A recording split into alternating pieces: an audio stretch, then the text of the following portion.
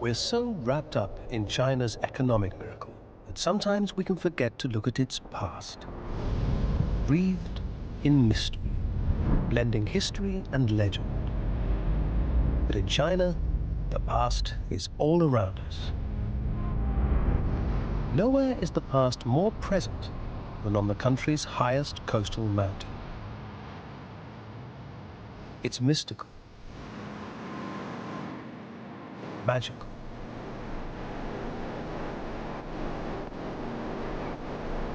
and beautiful. It's home to some of China's earliest religious sites.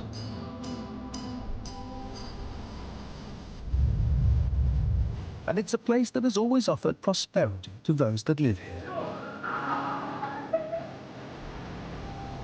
Has attracted visitors, real and mythical, for thousands of years.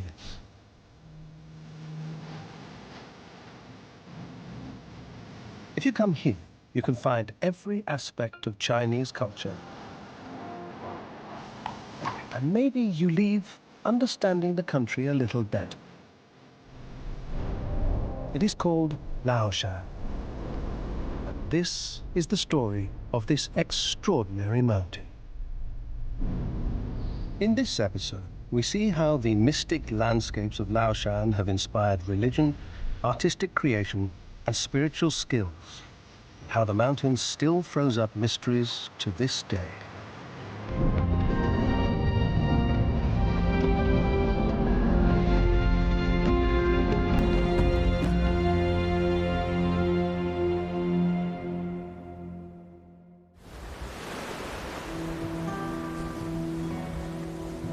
A little over 2,000 years ago, a man called Xu Fu is said to have walked these sands at the foot of Lao Šan. There were tales of magical islands to the east, known as the Isles of the Immortals. 因为当时呢，都对这个海外仙山非常期盼，想得见这个真仙一面。崂山是最高的山，它这个飓风登上去之后，它可以呢，就是说一望无际，很可能要发现什么这个奇迹，或者是呢这个仙境。 Xu Fu climbed this highest mountain over and over again, trying to spy a glimpse of the islands on the horizon. According to the accounts, Xu Fu appealed to his employer, the first emperor of China, to fund an expedition to travel to these islands and beyond. Perhaps he could bring back the elixir of life. The emperor agreed, and Xu Fu began the task. 当时呢，他从南到北，他用10年的时间准备，他要勘察地形啊，他要造船，他要做各种准备啊。Not least, he felt he had to gather thousands of young men and women for the trip. In due course, he and his ship set out, only to return empty-handed some time later. He reported that his way had been blocked by a sea monster, and that he needed more funds to try a new expedition. Again, the emperor agreed, and came to Laoshan to wave him off.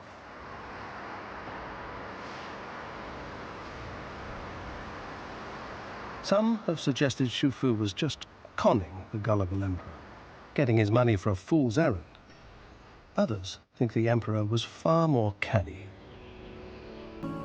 记载的，这都是这个表面的事情。当时秦始皇他也是探求世界、开疆国土，他有这方面的需求，到海外探求一下人类生存的方式和环境到底怎么样。 We will likely never know the truth.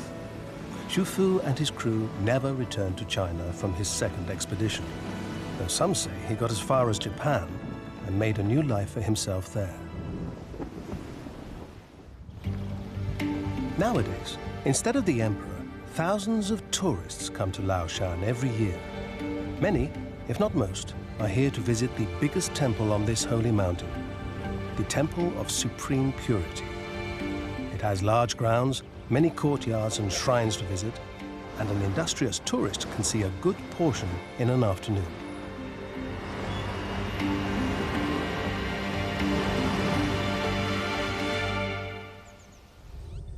But this is very much a working temple. Before the doors open to the public, the priests are already at worship. Among them, Ho Xin Rei. Aside from the everyday duties of a priest, he's in charge of visitor relations. That means showing tourists around, but also telling them a little about what it means to be a Taoist. 我们叫大道至简嘛，不是很复杂，就说人要好好活着，做有意义的事，是这种道教的一种传承下来，就这么简单。For Ho, a meaningful life involves a mixture of communal activities, office drudgery, as well as contemplation of nature, which he sees as the heart of Taoism. 现在讲环保，实际2000多年前我们早就提出来了，就是万物一体。你包括我们这身这个穿着打扮，这在中国就是汉代文化的算是活化石，一直传承着我们那个传统的东西很多，一些礼节延续的传承。Rituals such as meditation,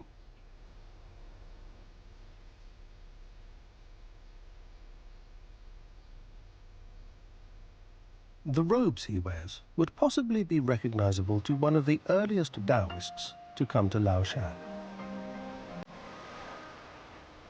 Zhang Yangfu. Zhang came here, according to the accounts, some 2,000 years ago and found a spot for a shrine. The authorities of the Temple of Supreme Purity believe that it was built on the site of Zhang's shrine, and they have sent experts out onto the mountain to verify this.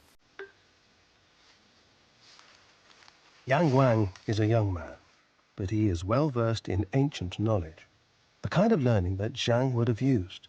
He is a geomancer, an expert in the ancient Chinese art of feng shui. 那他会认为前面面冲的有开阔的地方，前面没有这种荆棘，没有阻碍，那背呢背有靠，所以这就是中国最早的一种古代的朴素的对自然的一种认识。But it's not easy to find the exact spot.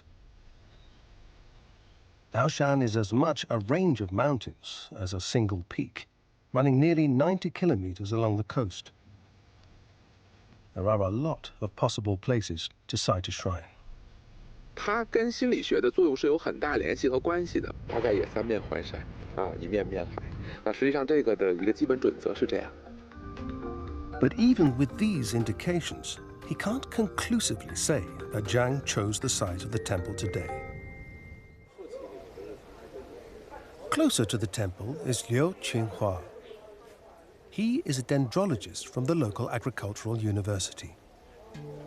He's using modern scientific methods and a bit of archive research, and making it a teaching opportunity as well. 你可以从它所栽植的植物，因为我们中国这个寺庙也好，道观也好，它除了建筑之外，它一定会有植物的。一个是它会有文字记载哪年栽的什么树，另外一个呢，我们可以用现代的方法来判断出这个树的年龄。咱们现在这个位置可以看到这个太清宫周边的环境，你树木生长得好，才能够象征着这个东西是兴旺发达的。所以他在选择树种方面，一般会选择一些长寿的树种。Interestingly, his observations tally with the feng shui experts' conclusions about the position Chang would have chosen.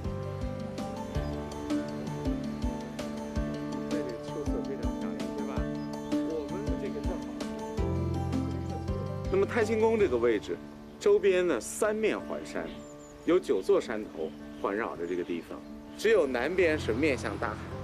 温暖的海风吹过来以后呢，在这个地方形成一个非常适宜的小环境，而且太清宫这地方小环境，几乎可以跟江南的亚热带环境相类似。And one tree in particular may hold the ultimate answer. 那么这棵树也是在太清宫里头年龄最老的一棵树。我们平常所见到的圆柏都是很矮的、非常小的，在2150年前。已经有道教的始祖在这个地方生活、传播宗教，然后呢，同时来美化他们的居住环境。Zhang's shrine may or may not have been on this exact spot, but Zhang had detected something special about this place, maybe even something otherworldly. He chose Lao Šan as the place to spend his life and build his shrine, and the rest, as they say, is history. Lao Šan, China's highest coastal mountain, is one of the most atmospheric places in the country. Its biggest and oldest place of worship is the Taoist retreat called the Temple of Supreme Purity. It's a place that respects and maintains its traditions, though there's always a danger that they will get lost as time passes by. Zhao Dongsheng is a respected musician and director of an orchestra that specializes in Chinese traditional music. He has come here to collect and restore the Taoist music of Lao Šan and give a performance of a new piece at the end of it. But he is starting with a blank piece of paper. Despite his expertise, he knows nothing of Taoist music. 给我提供的这些材料和资料也很少很少，就是剩下的我手里就没有任何资料。So rather than work in the abstract, he's come to Lao Šan to begin the process. He needs to absorb the atmosphere and the spirituality so that he can really understand what Taoist music was actually for before he can begin to recreate and restore it. 首先，真的要静下心来，把他的这种概念，把他的这种意境，把他的这种主题思想和他的审美取向，把他要吃透了。 There are no recordings of the origins of Lao Shan's music, so he has to be a detective, finding clues wherever he can. Taoist music, he believes, starts with chanting. The chanting would not only make a ritual of the words and give them weight, it would also induce a meditative state in those chanting and the people who congregated to listen. In time, musical instruments have been added, presumably to enhance the effect. The tunes are traditional, passed down from one generation to the next.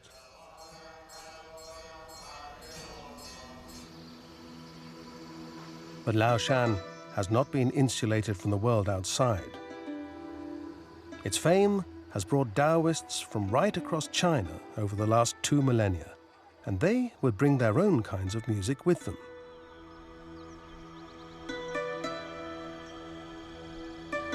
This is all part of Zhao's detective work.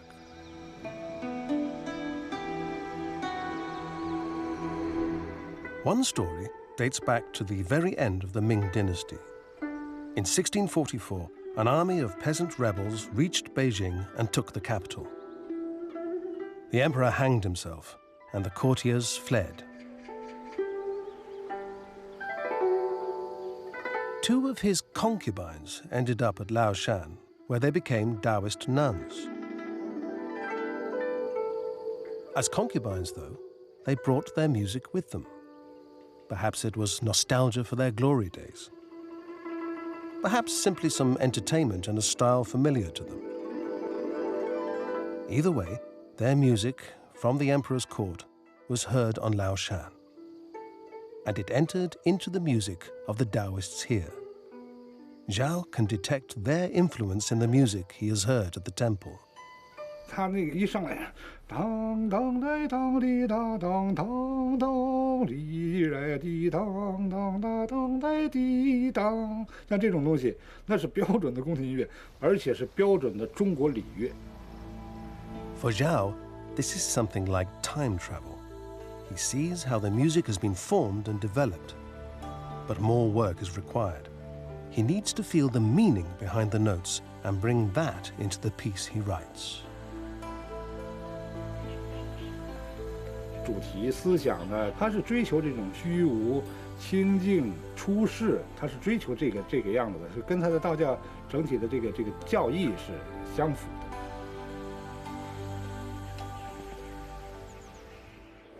finally, he is ready to perform. He has composed a piece that brings together his discoveries as well as his own inspiration. It will, he hopes, be more accessible to the general public. At the final rehearsal, his orchestra wears traditional costume. Not just for effect, it helps the performers feel part of a long tradition.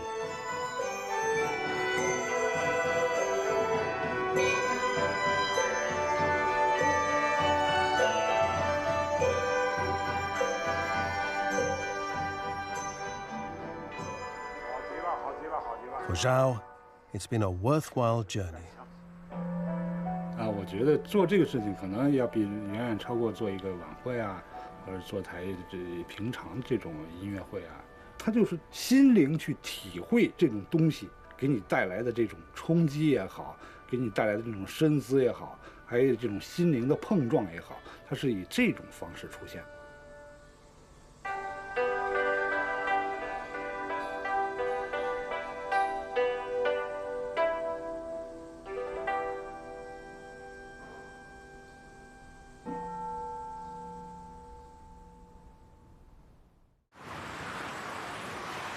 One of China's great legendary heroes went by the name of Zhan Sangfeng.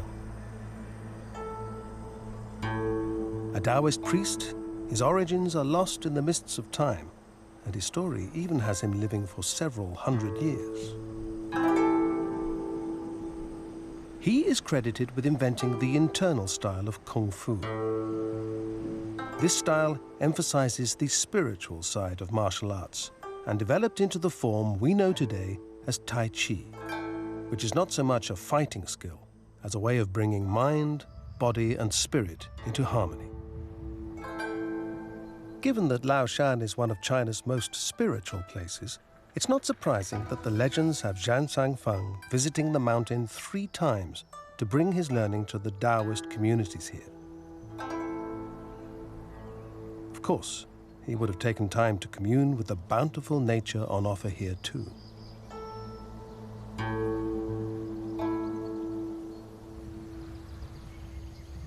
Today, here in Laoshan National Forest Park, as everywhere the world over, nature is under threat.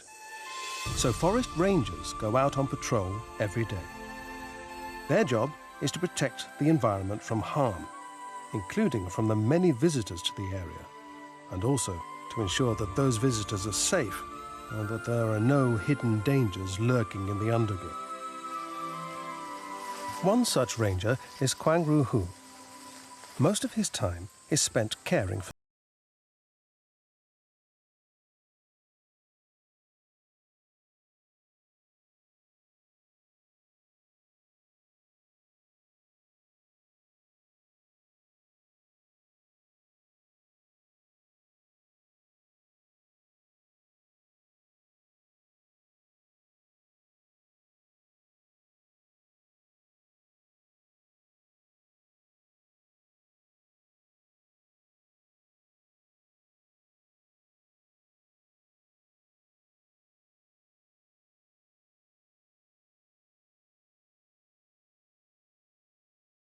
master of Shuangzhan Neja, a martial art that was developed by the Taoists on Lao Shan. He is the 22nd generation to have become a master of Shuangzhan. He learned his skills from his grandfather, a priest named Quang Chang Shu, who made his home at the Temple of Supreme Purity and is now buried here. 他小时候就很爱好这个武术、医学，练的鹰爪、昂拳，就练这一些。那时候在家里还开了一个武场。He had learned his skills as a very young man and combined the internal, spiritual style with the external fighting style to great effect. Once he settled at the temple, he earned a great reputation as a teacher. Even as an old man, here in his mid-80s, he still taught.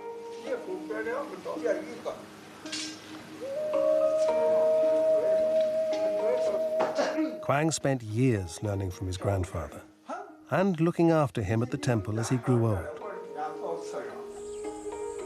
For him, the martial art arises from Taoist principles.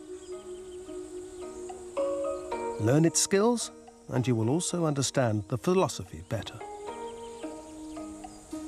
遗留下几千年的文化，遗留下这个东西，这个全说你学了以后，越来越扎实，越学这个根基越深，越学你这个文化素养它也高。But it also has other direct benefits. 毕竟它对身上的各个的这个这八节啊都有很大的好处。你修炼这些一个目的就是为身体好，为身体健康而特去练它。 The most important thing he learned from his grandfather, though, is a sense of responsibility. The master underwent a great deal of hardship to maintain and pass on these skills. 总归不是我个人的事，也是这个门派这几百年这传承下来的，也是几代人的这个心血这维护下来的，代代相传一些很优秀的一些文化遗产的这个。你把它破了，我又不往下带，就是说普及的话。 这也是个很大的这个遗憾。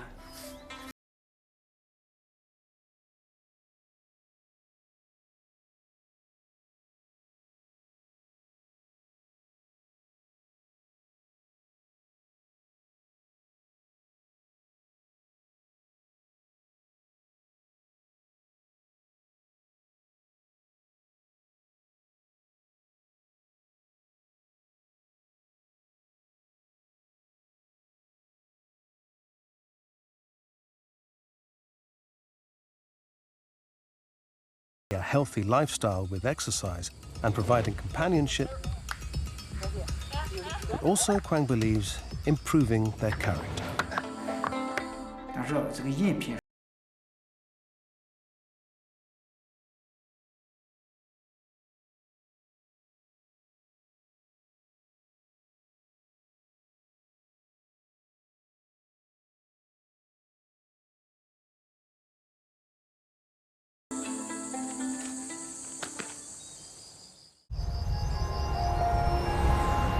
For some of those who have come to Lao Shan over the years, the best way to become in harmony with nature is not to join a temple or a community, but to live free from all distractions, alone as a hermit. It's not too hard. The climate is temperate, and the landscape is well suited to this lifestyle.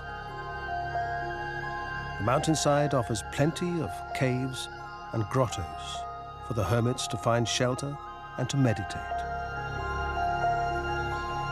Some of these are natural. Some have been hollowed out further by hand.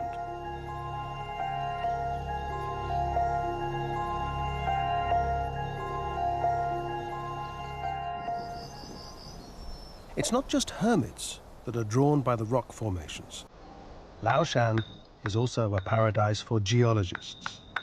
They comb the mountain, searching in particular for clues from the last ice age. What they discover could change our view of the prehistoric world.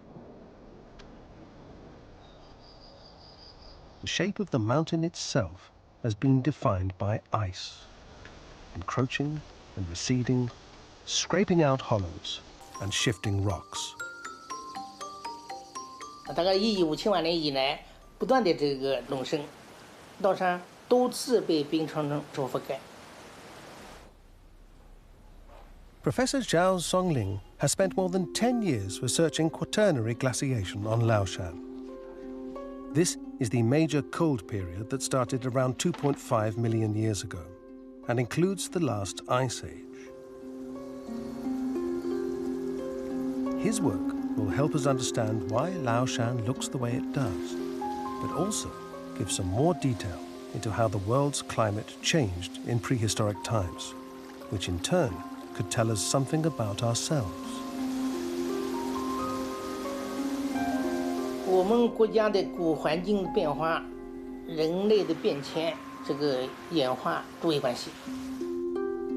Xiao isn't as young as he was, so now it's his younger colleague, Xu Xingyong, who goes on field trips to gather evidence.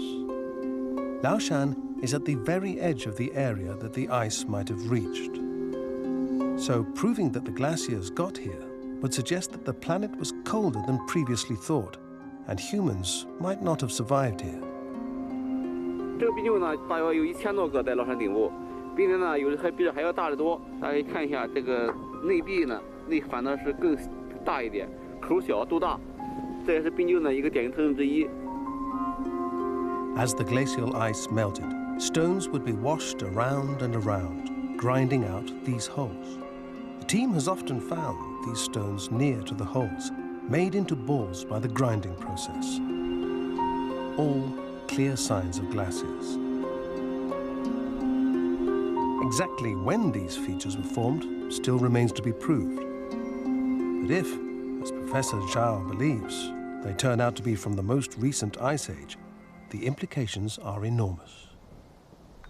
The stone itself is granite, and the huge boulders here would surely have been quarried out long ago if Laoshan were not so remote. 比较完整，没有裂隙，建筑材料都喜欢用它。 Some select pieces of Laoshan granite have in fact been used. At the center of Tiananmen Square, in the heart of Beijing, stands the monument to the people's heroes, rising up 38 meters above the ground.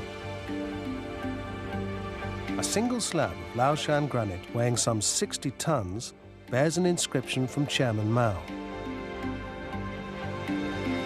After over 60 years, the carving is still sharp, a testament to the quality of the stone. If the mountain peak is made of glaciated granite, the foot of the mountain where it meets the sea provides an even greater mystery, a stone that should not be here. Every day, Song Jingming comes to the beach and looks for these impossible stones. They are, occasionally, revealed as the tide goes out. They're Laoshan greenstone, also known as sea jade. 这个位置呢，就是羊口滩，因为产绿石，这个地方就叫绿石滩。崂山绿石呢，它呢自然脱落下来之后，它沿着它原来的阶理纹路，自然的断裂下来，往往呈现一些非常奇妙的、奇特的一些造型。 The stone is not used for anything. It's prized for its decorative value and its rarity. The green stone is created up to 400 kilometers below the Earth's surface, under incredible heat and pressure. But nobody quite knows how it gets from down there all the way up to this beach. 那衡池的研究，它属于新美城的一部分，这个非常复杂这些事儿，它直接把深固的东西露出来了，就像那个鸡蛋一样，它把鸡蛋黄都拎出来。那怎么解释？它这个样。And it's hard to find. You have to know exactly what you're looking for. And many days, even the lifelong expert Song can go away empty-handed. Song regularly visits the local art museum. The museum director is an old friend and a fellow collector of green stone. They still share their passion. 这个石头就是去年冬天出的哈。对对对，这是老坛了，这应该在老坛子这浸透了在上千年了。这是在这个什么传统的基础上就发展了。以前都是以工艺、打磨各方面啊。对。有的呢，这是纯自然的，浑然天成的是。早期的完崂山绿石，实际上。 Years of collecting means they know which are the most prized stones and likely to sell well. 崂山绿石首先玩任何这种石头，首先它这个质地得好，你这种质地这就是玉化的很好，以及它这个天然的包浆的时候，就从油里边透出一种那个润泽来，就是油奶奶的那个感觉，这种细出这种变化。 落了，你看这就是岁月把它雕琢成这样的自然的一种奇观，一种自然的也放大了，就是一种地貌的感觉，这是几千年的造化才能出现这种自然的状态，这种肌理，这就它的色彩哈也是蛮丰富。The museum's own collection contains some of the finest examples of Lao Shan's green stone. But how they come to emerge from the sea at all remains a mystery. For Song, it's all part of the magic of Lao Shan. 这个讲崂山是仙山啊，在这个石头上也有表现出它这种仙风道骨啊，这种神韵啊，这种机理。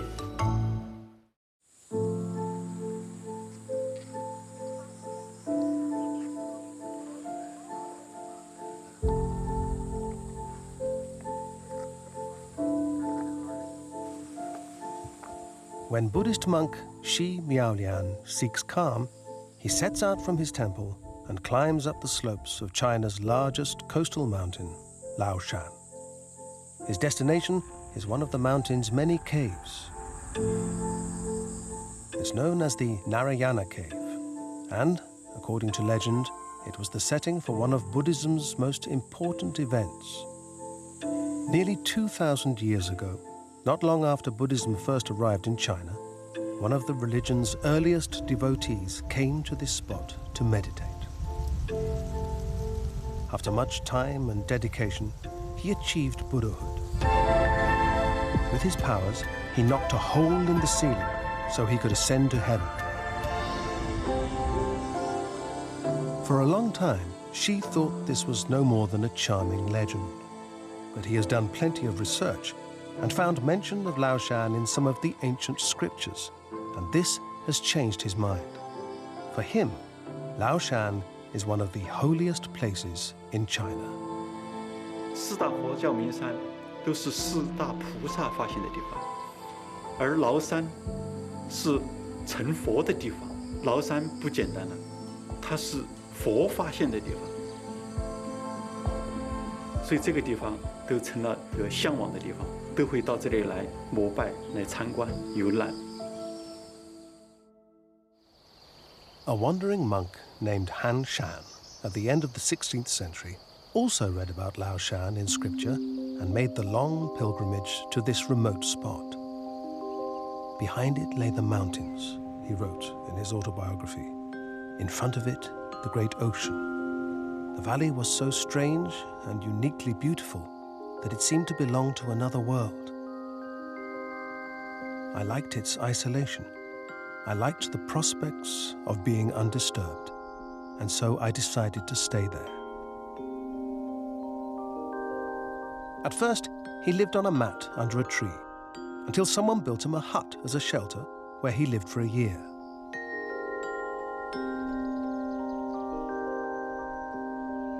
The Empress Mother heard of his devotion and offered him a reward to build somewhere to live and pray. He refused, saying the only reward he wanted was to stay at Lao Shan for the rest of his life. In due course, though, the royal mother had her way, and a temple was built, as much to house scriptures as to give a home to Han Shan and other monks. Since then, other Buddhist temples have been built on Lao Shan. Huayan Temple likewise occupies a spot in a valley facing the sea, and it's Shi's home. Formerly, Shi was an academic at China's elite Peking University in Beijing. He knows that teaching has to be open and clear, not obscure and difficult. 我的方法很简单，就是喝茶聊天，有什么想不开的、想不明白的，问，有问必答，这就叫有求必应，破迷开悟嘛。He values his temple's location on Lao Shan, just as Han Shan did. Its beauty is not just pleasing, it helps with understanding the Buddhist way. 整个崂山的环境都是挺好的，因为它依山傍海嘛。 华严寺这个位置，它有得天独厚，正好它的东面是大海。修行人的话，他就是为了开启自己的智慧嘛，他就需要找一个风景优美、清静的地方，聚气的地方，风水好一点的地方。 Shi's greatest inspiration is a monk who came here some 1600 years ago. He He had come ashore after 100 days lashed by storms and adrift at sea, having set sail from what is now Sri Lanka. This was Fa Xian, and he hadn't seen his homeland for 15 years. At the age of 65, he had set out on foot for India. It was the origin of Buddhism, and that's where the ancient texts could be found. He wanted to acquire knowledge and bring it back to China. Finally, at the age of 80, Fa Xian was home. A temple has been put up by the sea to mark the spot where he landed. She visits regularly to pay his respects.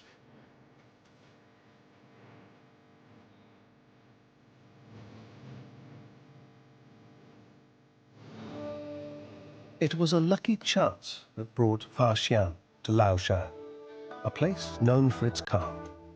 He was old, but he had done what he set out to do, and was able to study the scriptures he had brought back with him and share them and the knowledge he had acquired on his journey with fellow Buddhists. Not least, he translated the scriptures for the benefit of others and profoundly influenced the development of Buddhism in China. Alongside his other work, he wrote a description of his journey, the first travel book in Chinese. These ginkgo trees are said to have been planted by Fa Xian himself,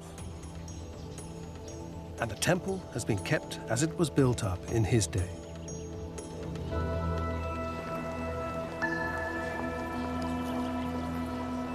Today, many visitors come to the Buddhist temples at Laoshan, all because Fa Xian was once here.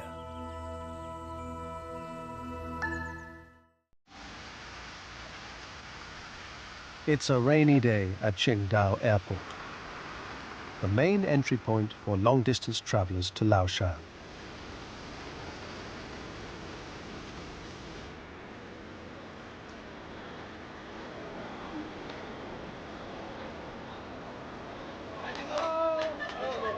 Among the arrivals is an Italian, Angelo Dari.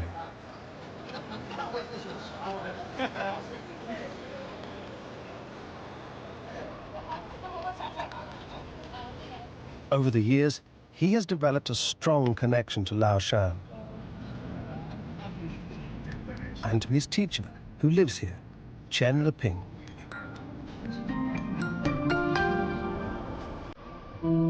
Chen is a master of northern praying mantis style kung fu. He is writing a manual on this martial art. This involves not just descriptions, but also many sets of painstaking drawings. 传承就是口语文化的传承，理论重要，7分理论3分全。 This martial art is said to originate in the Buddhist temples of Laoshan. The story goes that hundreds of years ago, a man called Wang Lan turned up at the Huaiyan temple. He too was obsessed with martial arts, and while he was there, devoted himself to learning all he could about them. While deep in study one day, he was disturbed by the sound of a cicada. He investigated and discovered the cicada was being attacked by a praying mantis.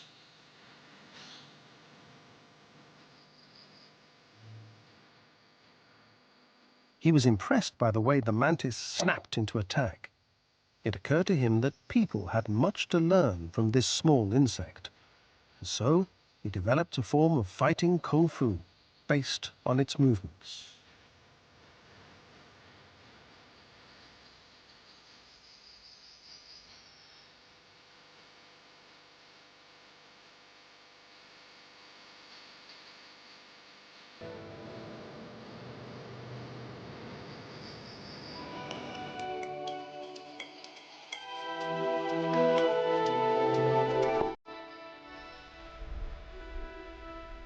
It's a celebrated style, and Chen has been practicing one of its forms since he was just 6 years old.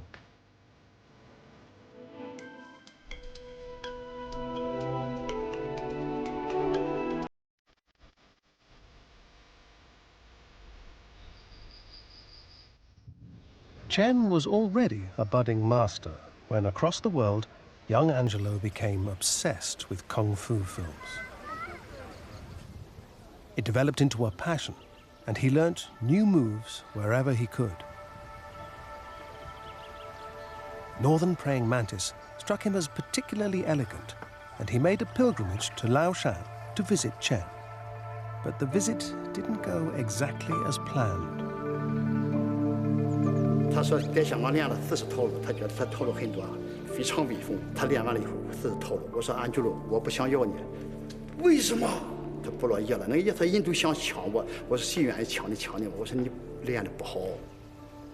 他不要我，他说安吉路，你会的，你会踢腿，会打拳，不需要跟我学习新的动作，你需要武术文化、武术理论、武术战略，这个很重要。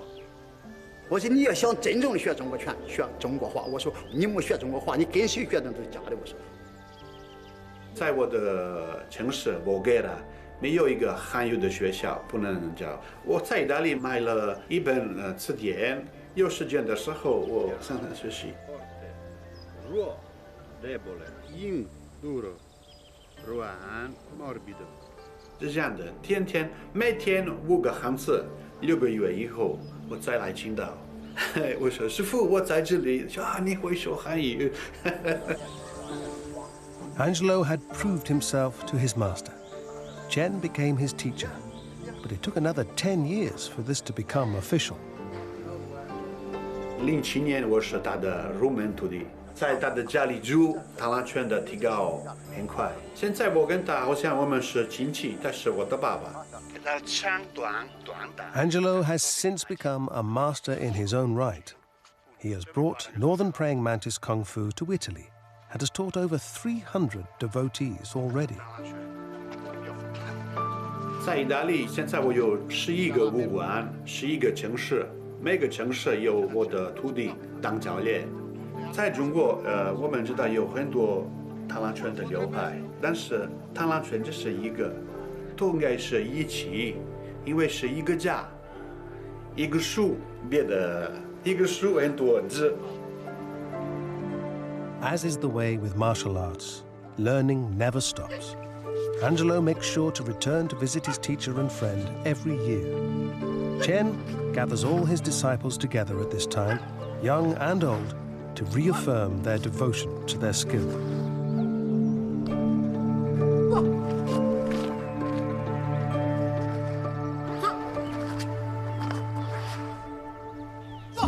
The influence of Lao Šan is not waning. It's reaching new generations and new lands. 2 great religions have flourished here since their earliest days in China, and Lao Šan, in turn, has had a profound influence on their development. Lao Šan may be no more than a mountain by the sea, yet the power of its legends, its myths, and its mysteries remains.